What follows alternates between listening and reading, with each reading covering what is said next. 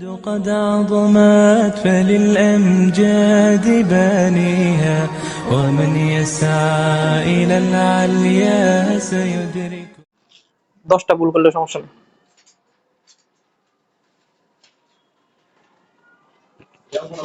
শুরু করা যাক। বুঝছো? আসসালামু আলাইকুম। আমাদের ফিজিক্সের দ্বিতীয় লেকচারে তোমাদের সবাইকে স্বাগতম। আজকে আমরা ক্রস গুণন করব। গতদিন আমরা ডট গুণন এবং অবস্থান্তর ভেক্টর নিয়ে আলোচনা করেছি, ডট গুণনের সকল সমস্যার সমাধান করেছি। তো আজকে আমাদের আলোচনার বিষয় হচ্ছে ক্রস গুণন। আর হ্যাঁ, গতদিন কিন্তু আমরা শীটে এসডব্লিউ গুলো দিয়েছিলাম, তাই না? তো আজকে আমরা তোমাদেরকে পরবর্তী কোন কোন এসডব্লিউ গুলো করবো সেটা আমি শীট থেকে দাগিয়ে দিব, ঠিক আছে?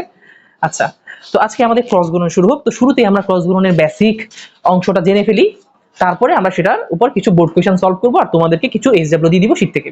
ওকে, তো প্রথমে আসো ক্রস গুণন করবো। বাচ্চারা, আমরা একটা ভেক্টরকে নিচ্ছি, আমরা একটা ভেক্টর a সমান সমান আমরা নিচ্ছি হলো 2i plus 3j minus k, আর b ভেক্টর সমান সমান i plus 2j minus 2k। এই দুটি ভেক্টর আমার দেওয়া আছে। এখন আমরা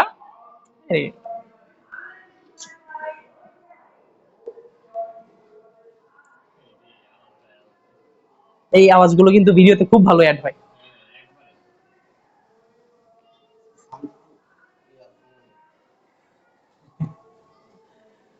আচ্ছা দেখো বাচ্চারা, আমরা এই ভেক্টর সমান সমান কি আমরা পেয়েছি, দেওয়া আছে 2i cap plus 3j cap plus minus k cap, আর বি ভেক্টর সমান সমান আমার কি দেওয়া আছে i cap plus 2j cap minus 2k cap. তো আমরা ক্রস গুণন করব, তবে ক্রস গুণনের জন্য আমি তোমাদেরকে এটা না বুঝিয়ে আর একটু রূপক অর্থে বুঝিয়ে দিই। হ্যাঁ, ধরো আমার a ভেক্টর সমান সমান দেওয়া আছে হলো xi একক ভেক্টর প্লাস yj একক ভেক্টর প্লাস zk একক ভেক্টর, আর বি ভেক্টর সমান সমান এগুলো আমরা x1 নিই, x1 y1 z1, আর এখন নিচ্ছি আমরা x2i cap plus y2j cap plus z2k cap. এই দুটি ভেক্টর ধরো আমাদের দেওয়া আছে, আমরা তাদের কি করব, ক্রস গুণন করব। ঠিক আছে, এই দুটো করার পরে আমরা এটা করে ফেলবো। ঠিক আছে, এটা আমরা রূপক করতে করি, এরপর আমরা একটা সংখ্যা দিয়ে করব, দুটি আমাদের প্র্যাকটিস হয়ে যাবে। তো এখানে বাচ্চারা দেখো, আমি যদি এদের ক্রস গুণন করি, হ্যাঁ আমি এটার ক্রস গুণন করছি, এখানে vector a cross vector b, সেটাকে ওই সাইডে করি, ধরবে আশা করা যায়। আমি দুইটা কি করছি বাচ্চারা, ক্রস গুণন করছি। তো দেখো কি হবে ক্রস গুণন করলে, আমরা ক্রস গুণনটা কিভাবে করব, আমাদের যে একক ভেক্টর গুলো আছে i j k, তিনটা একক ভেক্টর। বাচ্চা লোক, এখন তুমি প্রথমে আমরা a নিয়েছি না, এর সহগগুলো এখানে বসিয়ে দিই আমরা। এর সহগগুলো কি কি, x1 y1 z, আর বি এর সহগগুলো কি কি, x2 y2 z2। ঠিক আছে বাচ্চারা, এই পর্যন্ত তো বুঝছো নির্ণায়কের নিয়মে আর কি। এখন আমরা প্রথমে i নিয়ে কাজ করব, একটু এদিকে তাকাও, i নিয়ে কাজ করব। যখন আমি i নিয়ে কাজ করব বাচ্চারা, তখন এই লাইনটা বাদ, এই লাইনটা বাদ, খেয়াল করো, এটা বাদ, এটা বাদ, এই y1 দিয়ে z2 কে গুণ করব, অর্থাৎ y1 z2 minus y2 z1, অর্থাৎ এদের ক্রস গুণন হবে। ঠিক আছে, তাহলে যখন আমি i নিয়ে কাজ করছি, খেয়াল করো তো কি হচ্ছে, i নিয়ে যখন আমি কাজ করছি তখন আমি কি, এইটা বাদ, এটা বাদ, y1 z2 y1 z2 minus y2 y2 z1, এটা কি আপনারা বুঝছেন?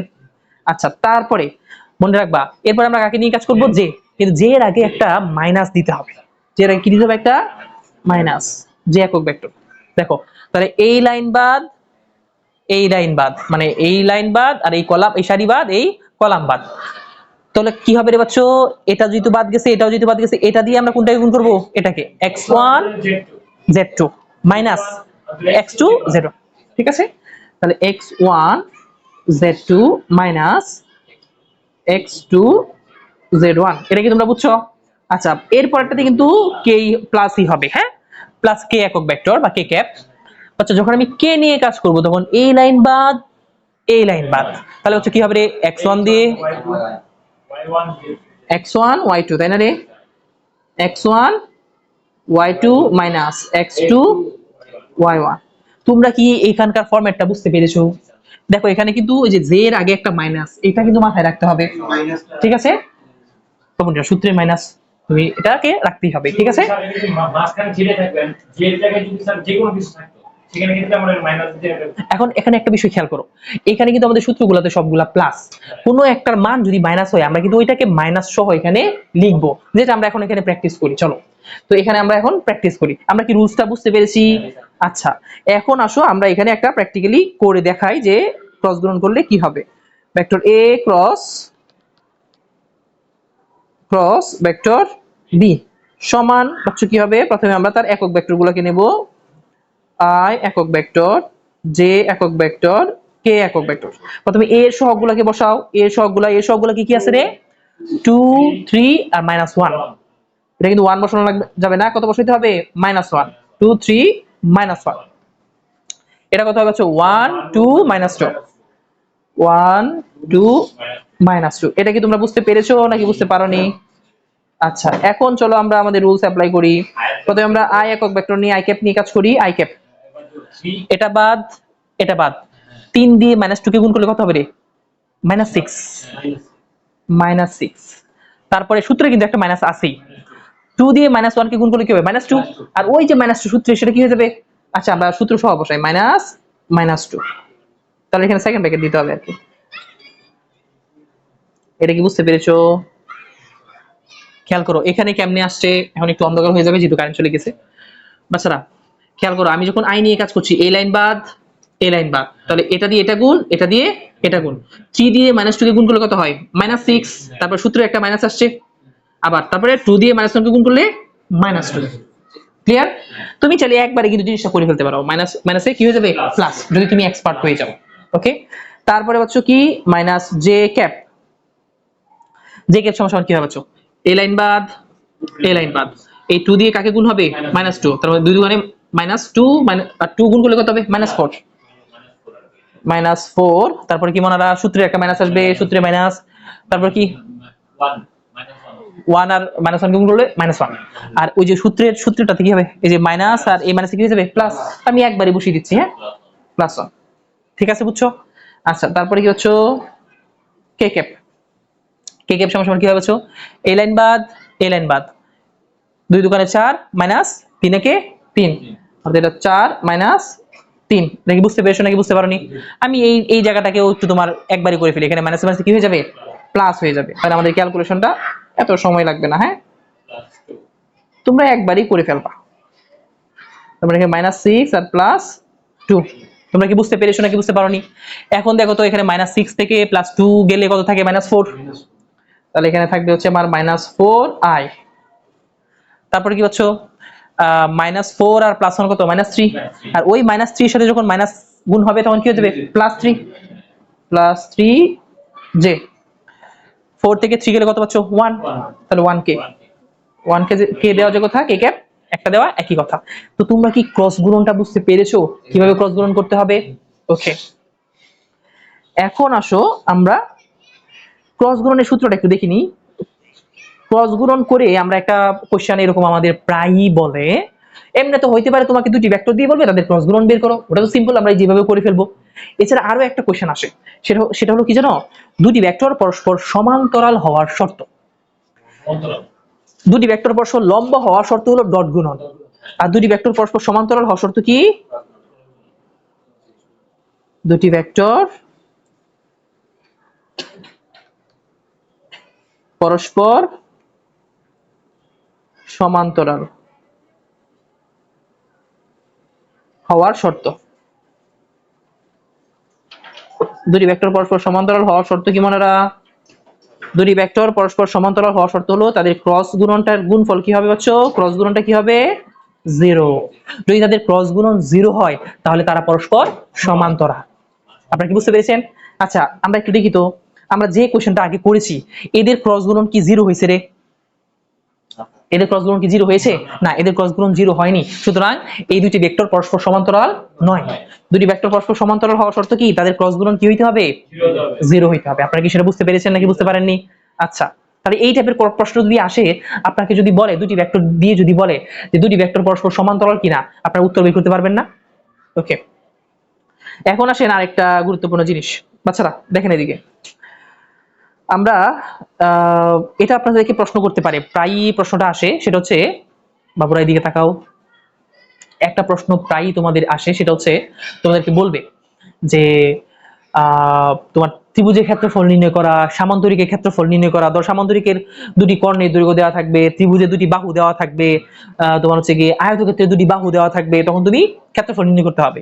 তো এই ক্ষেত্রে তোমাকে একটা সিম্পল সূত্র বলে দিই, সেটা হচ্ছে শুধুমাত্র ত্রিভুজের ক্ষেত্রফলের সময় শুধুমাত্র আমরা ক্ষেত্রফল নির্ণয়ের সূত্রগুলো একটু দেখে নিই। হ্যাঁ, আমাদের ক্ষেত্রফল নির্ণয়ের অনেকগুলো ম্যাথ আসে, যেগুলো আমি তোমাদেরকে SW দিয়ে দিব, সেটি আছে ক্ষেত্রফল নির্ণয়। তো ত্রিভুজের ক্ষেত্রফল নির্ণয় বাচ্চারা, ত্রিভুজের ক্ষেত্রফল নির্ণয়, ত্রিভুজের দুটি বাহু তারা দিয়ে দিবে, ত্রিভুজের দুটি বাহু তারা দিয়ে দিবে, তোমাকে ক্ষেত্রফল বের করতে হবে। তো ক্ষেত্রফল নির্ণয় সূত্রটা হবে হাফ a ক্রস b। ধরো দুটি ভেক্টর, একটা ভেক্টর যদি হয় a আর একটা ভেক্টর যদি হয় b, তাহলে আমরা কি করব, হাফ a ক্রস b এর, এই যে বলছো আমি মডিউলাসের ভিতরে রেখেছি না, মডিউলাসের ভিতরে রাখা মানে কি, মান। তার মানে আগে ক্রস গুণন করে তারপর সেটার মান বের করতে হবে, কারণ ক্ষেত্রফল সবসময় কি হয়, মান হয়, ক্ষেত্রফল কিন্তু কখনো ভেক্টর রাশি হয় না। তাহলে আমরা ত্রিভুজের ক্ষেত্রফলের সময় কিন্তু যে হাফ দিয়ে গুণ হচ্ছে, সামান্তরিক, তারপর তোমার হচ্ছে রম্বস, যাই বলুক, আয়তক্ষেত্র, ওগুলার ক্ষেত্রে শুধু a cross b, a cross b এর মান। তাহলে বাকিগুলোর ক্ষেত্রে সামান্তরিক, তারপর হচ্ছে রম্বস, রম্বস, আয়তক্ষেত্র, এদের ক্ষেত্রে পাচ্ছ ক্ষেত্রফলের সূত্র কি হবে, এদের ক্ষেত্রে ক্ষেত্রফলটা হবে হচ্ছে তোমার শুধুমাত্র vector a cross vector b এর মান, শুধুমাত্র vector a cross vector b এর মান। আপনারা কি বুঝতে পেরেছেন? তো আপনাকে যদি দুটি ভেক্টরের মানে যদি আয়তক্ষেত্রের ক্ষেত্রে তারা দুটি বাহু দিয়ে দিবে ভেক্টর আকারে, তার বলবে ভেক্টর a এবং ভেক্টর b হলো আয়তক্ষেত্রের দুটি বাহু, সুতরাং তাদের ক্ষেত্রফল বের করো। ঠিক আছে, তো তুমি ক্ষেত্রফল কিভাবে বের করবা, তাদের ক্রস গুণন আগে করতে হবে, তারপর সেটার মান বের করলে সেটা কি হয়ে যাবে, ক্ষেত্রফল হয়ে যাবে। মান মান তো তোমরা বের করতে পারবা। এর আগেরটা দেখো তো, আমরা যে এখানে ক্রস গুণন করেছি, এই যে এটা কিসের মান রে, এটা a ক্রস b এর মান না, সরি a ক্রস b এর অ্যানসার না, তো এটা কিন্তু a ক্রস b। ঠিক আছে, তো আমরা একটু দেখি, চলো, কারেন্ট চলে গেলে কি বেশি অন্ধকার দেখায়?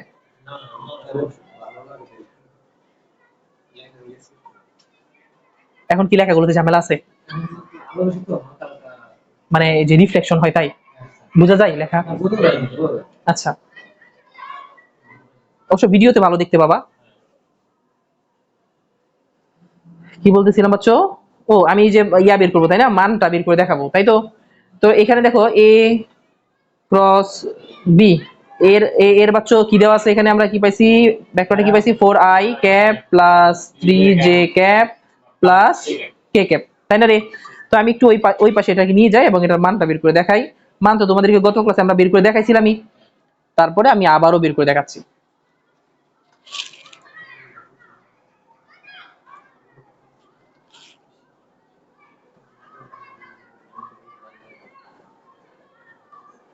বাচ্চারা একটু দিকে তাকাও, তো আমি এদের মানটা বের করি। হ্যাঁ, তো মানটা কিভাবে বের করবো, vector a cross vector b এর মান বের করার সময় আমরা কি জানি, কিভাবে বের করতে হয়, তাদের সহগগুলোর বর্গের সমষ্টির বর্গমূল, অর্থাৎ এই রুটের ভিতরে কি লিখতে হবে, সহগগুলোর বর্গের সমষ্টি করতে হবে, তাই না রে?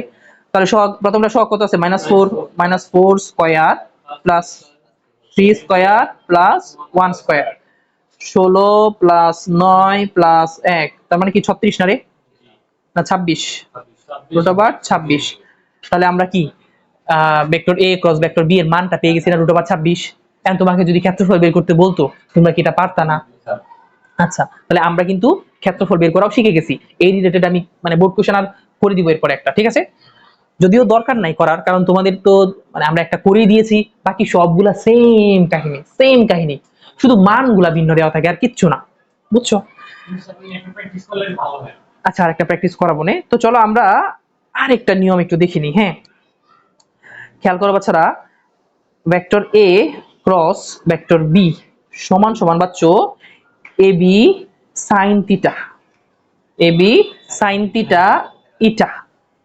এটা হলো একটা মানে তোমার একক ভেক্টর যেটা দ্বারা দিক বোঝায়।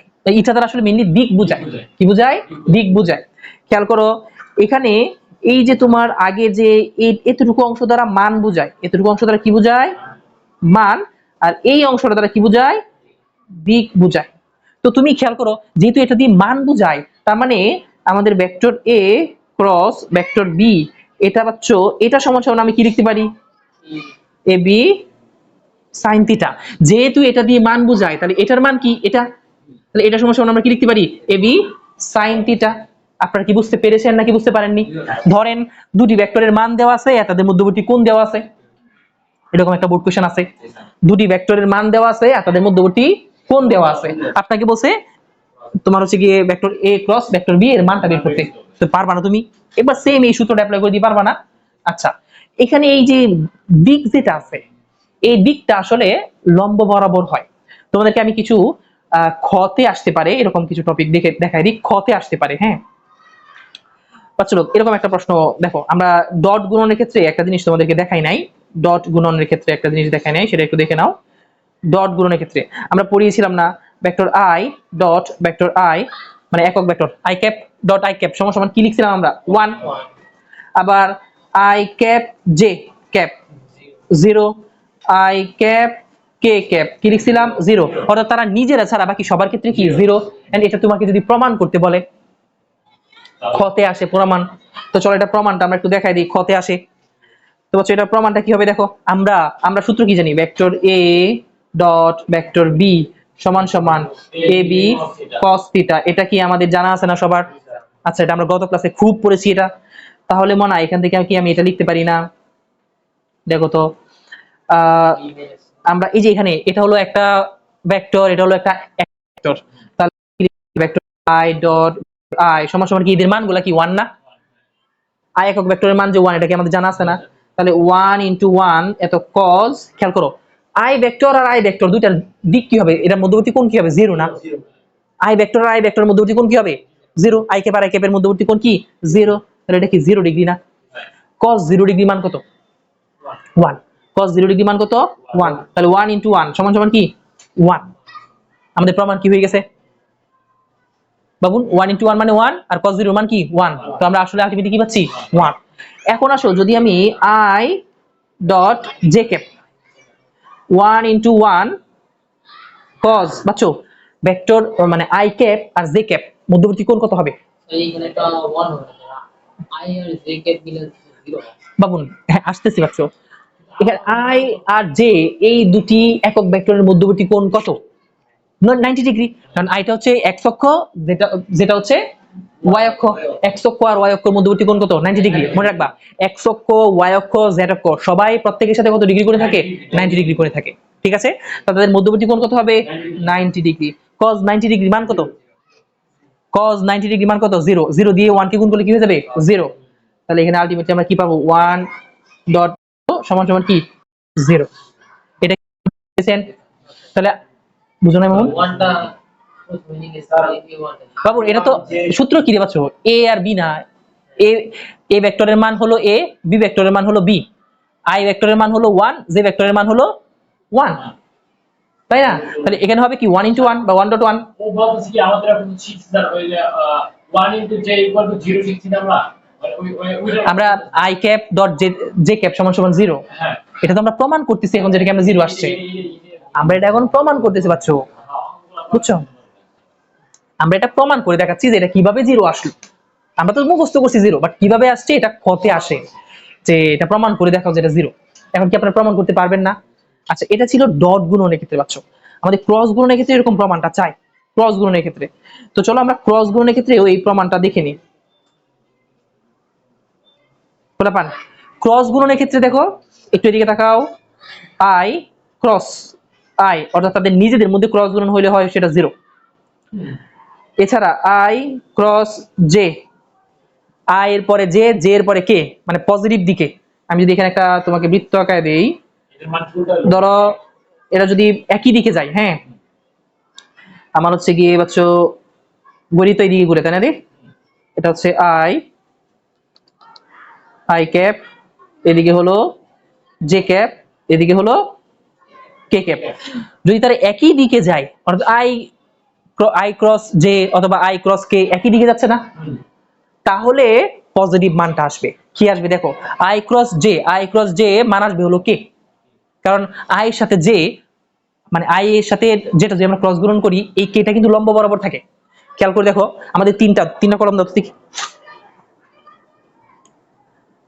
দেখো ব্যাপারটা হচ্ছে এরকম, আমরা তো জানি এটা যদি হয় এক্স অক্ষ, এটা কি পাচ্ছ ওয়াই অক্ষ, আর এটা কি জেড অক্ষ, এরকমটা হয় না তিনটা অক্ষ।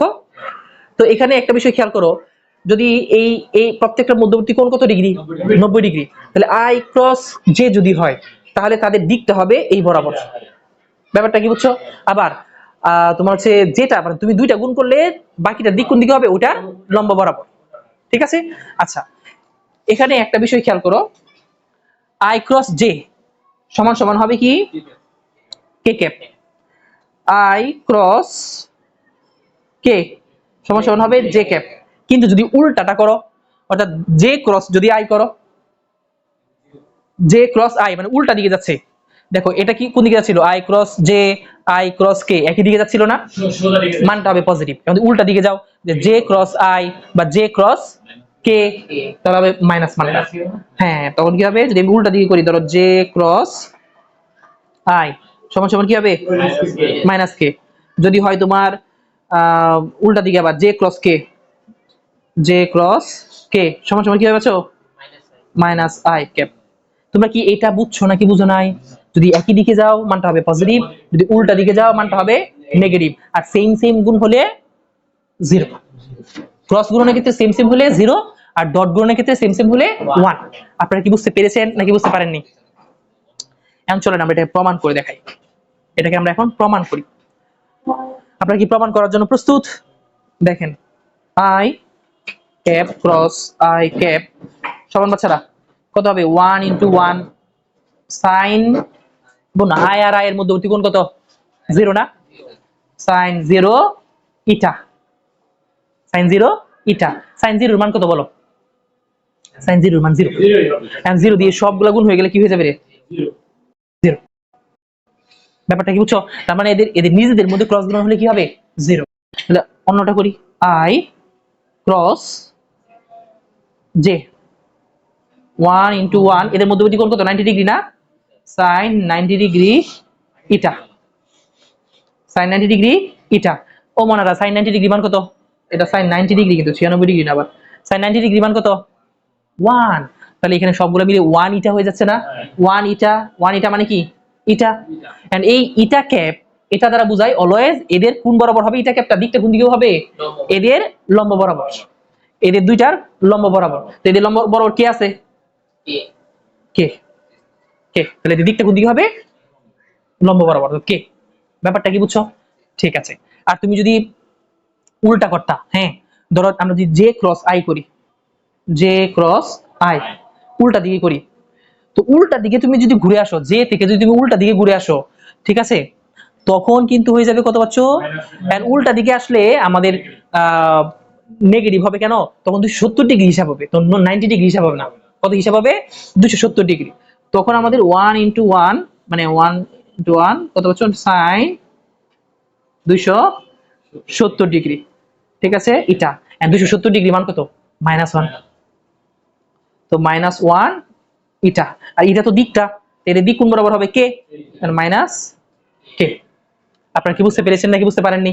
আচ্ছা, এই ছিল হচ্ছে আমাদের প্রমাণ। এগুলো যদি ক্ষতে আসে পারবা না। আচ্ছা, তো এখান থেকে আর একটা ইম্পর্টেন্ট প্রশ্ন বলো, যে গুণন i টু মাইনাস k, তাহলে ওখানে তো -1 হলো ইটা, তাহলে ইটার মান তো মাইনাস k, তাহলে মাইনাস মাইনাস প্লাস কে। না বাবু, ইটার মান মাইনাস কে না, ইটার হচ্ছে কে, আর এই মাইনাসটা হচ্ছে এই মাইনাসটার জন্য রয়ে গেছে। ইটার মানটা তো জাস্ট দিক, এটা তো যে কে এর দিকে, বুঝছো? আর এই মাইনাসটা কেন রয়ে গেছে, এই যে -1 এই মাইনাসটা রয়ে গেছে।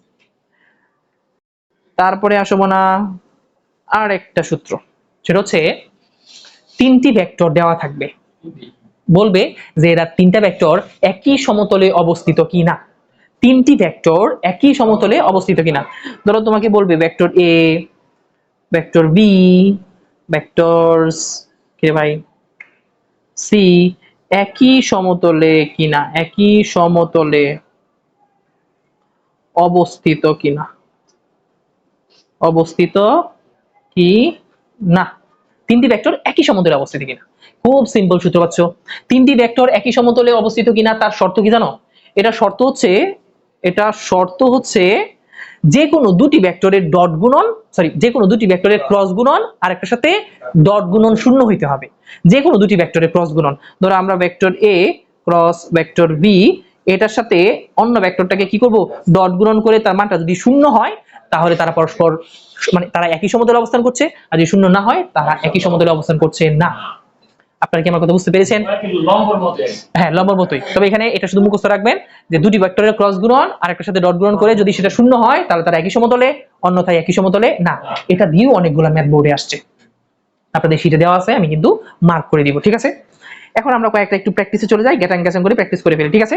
প্রথমে আসো এটাকে আমরা প্র্যাকটিস করে ফেলি। আমরা ক্যালকুলেশন করতে যাব না, জাস্ট কিভাবে হবে সেটা দেখাই দিব, তাহলে আমাদের সময়টা বেঁচে যাবে। ক্যালকুলেশন তোমরা করবা। f1 আর f2 দুটি ভেক্টর দেওয়া আছে, তোমাকে তারা বলছে f1 আর f2 বল দ্বয় ও বিন্দুতে ক্রিয়াশীল। ওকে, ও বিন্দুতে ক্রিয়াশীল বুঝলাম। এখন তোমাকে জাস্ট খালি f1 ক্রস f2 বের করতে বলছে। f1 আর f2 কি করতে বলছে রে? ক্রস গুণন, দুইটার ক্রস গুণন করতে বলছে। কিছুই না, শুধু দুইটার ক্রস গুণন করে ফেলবো। এখন তুমি কি দুইটা ভেক্টরের ক্রস গুণন করতে পারবা না? আমরা কি শিখেছি না দুইটা ভেক্টরের ক্রস গুণন কিভাবে করতে হয়? i j কে মানগুলো বসিয়ে দিয়ে ক্রস গুণন করে ফেলবো, অ্যানসার দেওয়া আছে, মিলাই নিও, ঠিক আছে? আচ্ছা, তারপরে আসো। ও এটা নিউটন বোঝাচ্ছে, নিউটন বলের একক, নিউটন একক তো আমরা লিখবো না, ঠিক আছে? পরে মনে আসো, এখানে এখানে কি দেওয়া আছে দেখো, এ একটা ভেক্টর দেওয়া আছে, বি একটা ভেক্টর দেওয়া আছে, সি একটা ভেক্টর দেওয়া আছে। পোলাপান তোমাকে বলছে এ বি সি তিনটি একই সমতলে অবস্থান করে কি না। তো একই সমতলে অবস্থান করে কিনা, তুমি যদি ঘ নাম্বারটা বুঝো বুঝছো লোক, একই সমতলে অবস্থান করে কিনা তার শর্ত কি? যে কোনো দুটি ভেক্টরের ক্রস গুণন আর একটা সাথে ডট গুণন যদি গোল্লা হয় তাহলে তারা একই সমতলে অবস্থান করে। ক্লিয়ার? আচ্ছা, পারবা না করতে? ঠিক আছে, কোশ্চেনটা একটু দেখো। এখানে কি দেওয়া আছে তোমাকে? পি একটা বিন্দু, কিউ একটা বিন্দু দেওয়া আছে। আচ্ছা, দুটি বিন্দু দেওয়া আছে, আমরা দুটি বিন্দু থেকে দুইটার অবস্থান ভেক্টর বের করতে পারবো না? পি এর জন্য অবস্থান ভেক্টর বের করে ফেলবো। পি আমরা পি কি পাবো বলছো? i cap plus 3j, 3j cap plus 2k cap. আর কিউ ভেক্টরের অবস্থান ভেক্টর কি হবে? 2i cap plus j cap plus 3k cap. আপনারা কি বুঝতে পেরেছেন? এক দুটি ভেক্টর দেওয়া আছে, ক্ষেত্রফল বের করতে বলছে। দুটি ভেক্টর ক্ষেত্রফল বের করতে বলছে। তো আমরা ক্ষেত্রফল কিভাবে বের করব? সিম্পলি পাচ্ছ হাফ ইনটু দুটি ভেক্টরের ক্রস গুণনের মান। তো ক্ষেত্রফল বের করার সূত্র কি হবে? ক্ষেত্রফল পাচ্ছ কি হবে? হাফ দুটি ভেক্টরের, মানে একটা হলো পি ভেক্টর আর একটা হলো কি কিউ ভেক্টর, তাদের ক্রস গুণনের মান। তুমি কি তাদের ক্রস গুণন বের করতে পারবা? তাদের ক্রস গুণন তুমি যদি পাও তাহলে সেখান থেকে মান বের করতে পারবা, তারপর সেটাকে হাফ দিয়ে গুণ করে দিলে তুমি কি পেয়ে যাবা? ত্রিভুজের ক্ষেত্রফল পেয়ে যাবা। ক্রস গুণনটা একটু দেখাবো আবার। ক্রস গুণনটা পাচ্ছ vector P cross vector Q মানে I cap J cap K cap. তো আমাদের মানগুলো কি কি আছে রে? প্রথমে আমরা পি এর ক্ষেত্রে দেখি, পি এর মানগুলো কি 1 3 2, 1 3 2, আর কিউ এর ক্ষেত্রে কি আছে 2 1 3। তাহলে বাচ্চা আমি যদি আই নিয়ে কাজ করি, তাহলে আই নিয়ে কাজ করলে কি হবে? এটা বাদ এটা বাদ, 3 3 9 আর মাইনাস হচ্ছে 2, 9 মাইনাস 2 মাইনাস জে, সূত্রে মাইনাস আসবে না? জে বাচ্চা এটা বাদ এটা বাদ, 3 দিয়ে 3 মাইনাস 2 4, 3 মাইনাস 4, তারপর হচ্ছে প্লাস কে। কেটা কি হবে? এ লাইন বাদ এ লাইন বাদ, এককে 1 মাইনাস 3 দুগুণে 6, 1 মাইনাস 6। তাহলে কি হচ্ছে বাচ্চারা? এখানে হচ্ছে 7i minus plus plus J minus 5k। তো আমি তো ক্রস গুণনের মানটা পেয়ে গেছি, তাই না রে? মানে ক্রস গুণনের অ্যানসারটা পেয়ে গেছি, এখন তাদের মানটা বের করব। Vector P cross vector Q এর মান, এর মানটা কি হবে বাচ্চারা? √7 square plus 1 square plus minus 5 square. সূত্রের মধ্যে তো প্লাসই, ঠিক আছে? তো এখন কত হচ্ছে 49 প্লাস 1 প্লাস 25, কত হয় রে? 50 75 রুট ওভার 75। আচ্ছা, তাহলে আমাদের ক্ষেত্রফল কি হবে? ক্ষেত্রফল সমান সমান হাফ রুট 75। দেখো তো অ্যান্সার কত হয়? 5√3 মান কত হয় দেখো, মানে কনভার্ট করো। একবারে 8.66 হাফ করছো? হাফ সহকারে ঠিক আছে 4.3 4.33, এটা আমাদের অ্যান্সার। ঠিক আছে, স্যার ক্রস 4.33 প্রথমেই লিখে দিছে হচ্ছে, তুমি তখন আসনি, লেখা আছে শিটে ইয়াতে এখন। হ্যাঁ, এবার এই যে ক্রস গুণনের সূত্র লেখা আছে, পিডিএফ পেয়ে যাবে এটার। ঠিক আছে, পারবা না বাচ্চো? হ্যাঁ। আচ্ছা, কারো কোনো প্রশ্ন আছে? আমাদের মানে আজকে আমাদের ক্রস গুণনের আলোচনা শেষ। আমরা ক্রস গুণনের আলোচনা যেহেতু শেষ, ও এই যে এখানে এই কোশ্চেনটা দেখো, f1 ও f2 ই ভেক্টর দুটি, মানে f1 ও f2 ই ভেক্টর দুটি একটি সামান্তরিকে দুটি সন্নিহিত বা নির্দেশ করে। f1 বুঝতে পারছো, f1 আর f2 এই ভেক্টর দুটি কি নির্দেশ করে? সামান্তরিকে দুটি সন্নিহিত বাহু নির্দেশ করে। আসলে এখানে না, এটা একটা ফার্মার্কা কাজ করছে। এখানে ভেক্টর দেওয়া আছে কিন্তু এটার মান দেওয়া আছে, কিন্তু এভাবে তো আসলে ভেক্টর হয় না, কারণ এটা মানে তো কোনো দিক নাই। ঠিক আছে, যাই হোক, তো এটা সন্নিহিত বাহু নির্দেশ করে। তো সামান্তরিকটির ক্ষেত্রফল নির্ণয় করতে বলছে। সামান্তরিকটি কি নির্ণয় করতে বলছে? ক্ষেত্রফল। তো সামান্তরিকের ক্ষেত্রফল মানে কি? দুটি ক্রস গুণন না? খেয়াল করো, এখানে একটা ভেক্টর হলো f1 যার মান কত দেওয়া আছে? 4 নিউটন। ঠিক আছে, আর একটা ভেক্টর হলো বাচ্চো f2 যার মান হলো 4 নিউটন, অর্থাৎ দুইটারই কি দেওয়া আছে? 4 Newton. f1 4 Newton, f2 4 Newton. তো আমার এটা সামান্তরিকে দুটি সন্নিহিত বাহু না?